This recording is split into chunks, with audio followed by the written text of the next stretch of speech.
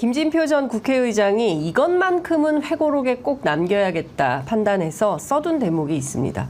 바로 이태원 참사와 관련된 윤석열 대통령의 상황 인식인데요. 사실 이것이 우리 사회에 엄청난 파장과 충격을 주고 있습니다. 대통령실은 물론 즉각 왜곡하고 있다라고 반박을 했는데요. 파문은 쉽게 가라앉지 않고 있는 분위기입니다. 당시 김진표 의장으로부터 직접 관련 내용을 듣고 메모해둔 분이 계시지요. 당시에 더불어민주당 원내대표를 맡고 계셨던 분인데요. 박홍근 의원 모시고 당시 상황 좀 더 상세하게 여쭤보도록 하겠습니다. 어서 오십시오, 의원님. 네, 반갑습니다. 예, 제가 사실 원내대표 시절부터 굉장히 연락을 많이 드렸는데 이게 연결이 쉽지가 않더라고요. 너무 바쁘시고.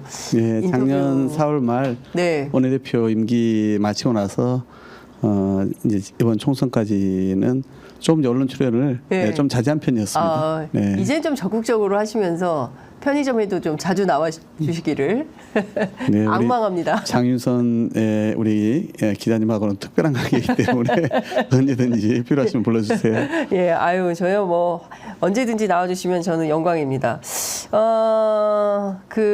제가 보니까 현장 민원실 하고 계시더라고요.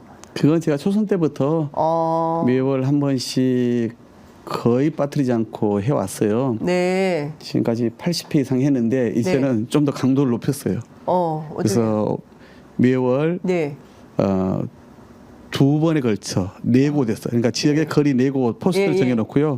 토요일 날 오후 3시부터 6시까지 중간에 옮겨가면서 이렇게 동네를 여기저기 현장에서 우리 유권자 주민들을 만나보면 확실히 생생한 말씀도 많이 접하게 되고요. 또 그런 자리에서 주민들 말씀을 가감없이 들어봐야 정치가 참 중요하면서도 어려운 일이구나라고 느끼지 않겠어요? 그러니까요. 사실 요새 하도 민생이 심각하기 때문에 국회의원들이 직접 거리에 나가서 현장의 목소리를 듣고 그것을 의정활동에 반영하는 게 굉장히 중요하고 필요한 일이라고 생각합니다.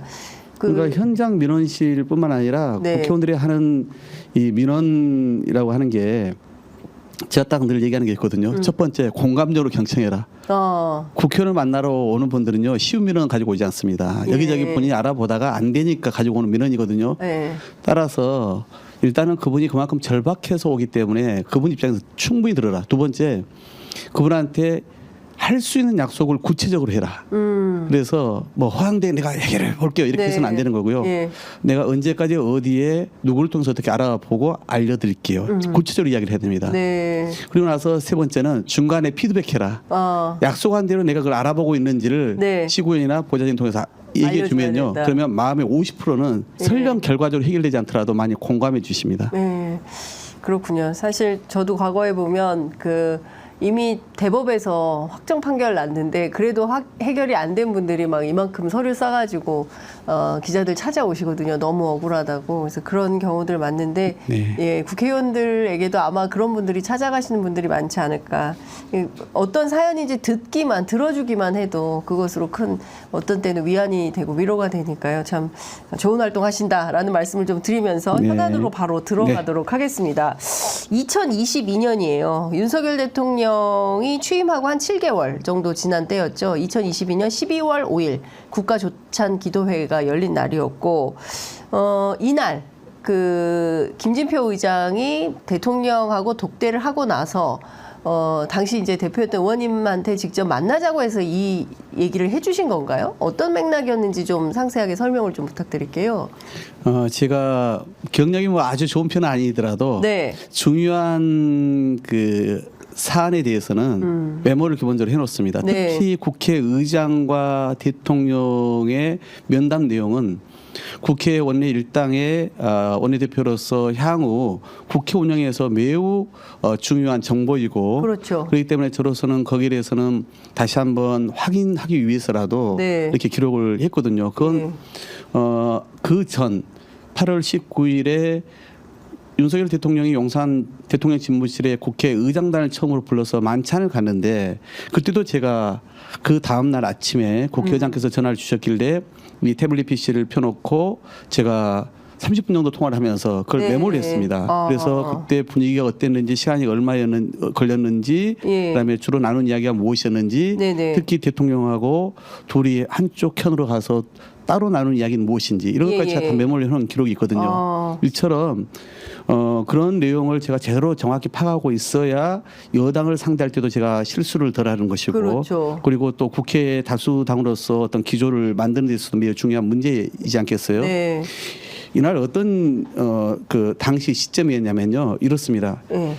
정기국회가 이제 막바지예요. 12월 9일이. 예. 예산안 처리와 관련해서 마지막 쟁점이 많았습니다. 예. 그런데 여기에 더 큰 쟁점이 뭐였냐.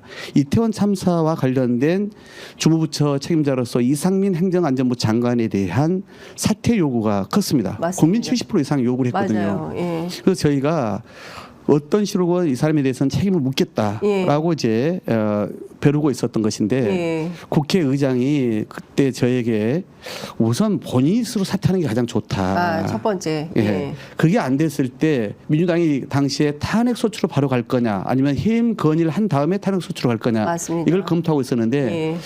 자연사퇴하지 않을 경우에 해임 건의를 하고 그리고 나서 탄핵 소추로 가야 오히려 국민적 명분이 있지 않냐라고 이제 저를 계속 설득해 오셨거든요. 네, 의장님께서. 예, 그래서 저는 탄핵 소추건 해임 건의건 간에 본인이 사퇴를 하면 당연히 그걸 할 수 없기 때문에 저희로서 검토할 수 있는 부분인데 예. 문제는 본인이 사퇴하지 않지 않냐라고 말씀드렸고, 그랬더니 김진표 당시 의장께서 백반으로 노력을 좀 하셨어요.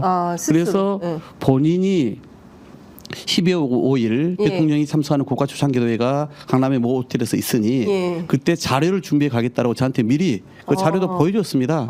그게 이제 한국경제 위기 대응에 관한 예. 재원이라고 해서 그 예. 자료를 참모들과 준비를 해가신 거예요. 예. 그래서 그걸 명분 삼아서 대통령께 면담을 독도로 요청하고 그러면서 그 자리에서 이상민 장관의 잦은 사퇴를 예. 설득해 보겠다라고 하고 가신 거예요. 따라서 당연히 저로서는 작정을 하고 가신 거네요. 예. 왜냐하면 그게 안 되면 제가 무조건 저는 해임 건의건 탄핵 소추건 바로 가겠다라고 계속 의장님을 압박했으니까. 예.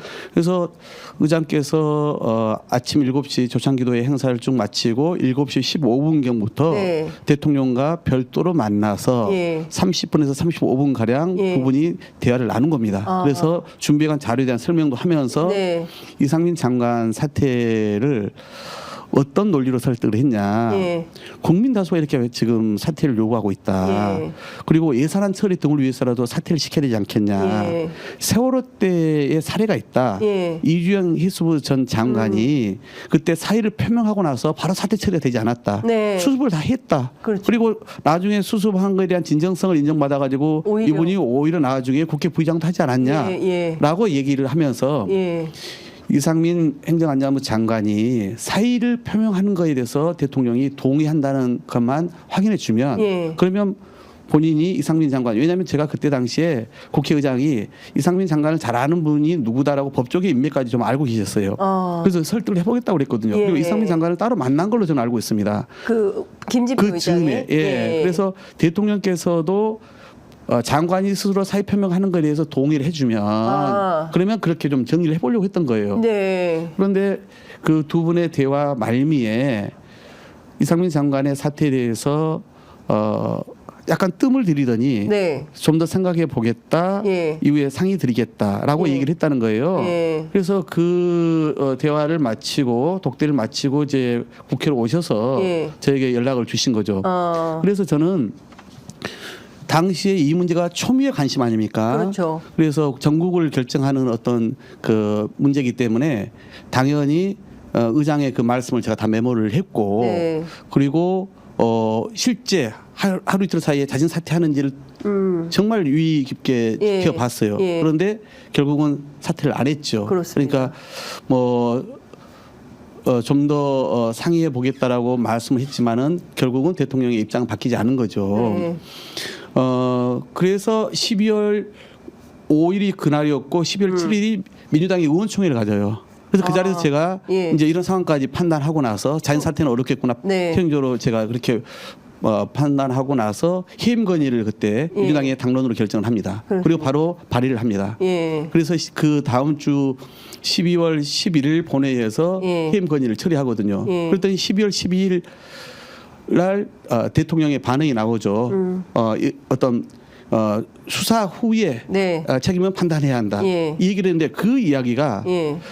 김진표 의장과 만났을 때 나온 얘기하고 맥락이 같아요. 그래서 제가 그 이번에 예. 사실 김진표 의장이 회고록을 작성하면서 이걸 무슨 책장 살려고 그런 얘기를 했겠습니까? 그런 생각 아무도 본인의 의장 임기 중간에 정말 중요한 이 전국을 결정할 사안들이 많았는데 그 중에 하나가 이거였거든요. 네. 또 둘이 또 대통령을 만나는 몇 번의 경우가 있었을 텐데 그 중에 그런 문제로 이제 본인이 나눴던 이야기를 되게 정리해서 썼더라고요. 네, 정제된 표현. 저한테 전달해 준 그리고 제 메모장에 남겨진 것과 비교해 보면 예. 아마 있는 그대로 적나라하게 쓰면은 훨씬 더 예. 파장이 크니 정말 이제는 국가 언로로 계신 입장에서 네. 정말 대통령이 진짜 말 그대로 왜곡된 또는 편협된 그런 그 유튜버의 주장을 일반적으로 경도돼서는 안 된다. 그런데 네. 그날 막상 이상무 장관 사퇴하라고 설득해 보니까 대통령이 이게 범죄 가능성에 대해서 의구심을 갖고 있었다는 거 아니겠습니까? 네. 그러면서 그런 여러 가지 예. 정황 이야기를 했겠죠. 그러니까 의장 입장에서는 깜짝 놀랐죠. 그 이후에 네. 저한테 분명 말씀을 드렸습니다. 정말 큰일이라고. 당연히 지금은 물러나면서 해고록에 당시 그때 당시 본인이 받은 그 걱정과 충격에 대해서 정제해서 대통령이 정말 상식적으로 객관적인 정보에 입각해서 국정을 운영해 달라고 하는 고언을 담은 거잖아요. 네. 그러면 대통령이 정말 여기에서 고맙게 오히려 생각을 해야지. 예. 왜곡이다, 예. 개탄스럽다 이렇게 얘기를 하더라고요. 예. 그래서 제가 알잖아요. 그동안은 두 분이 나눈 얘기 때문에 제가 먼저 얘기를 할 수가 없잖아요. 네, 그렇죠.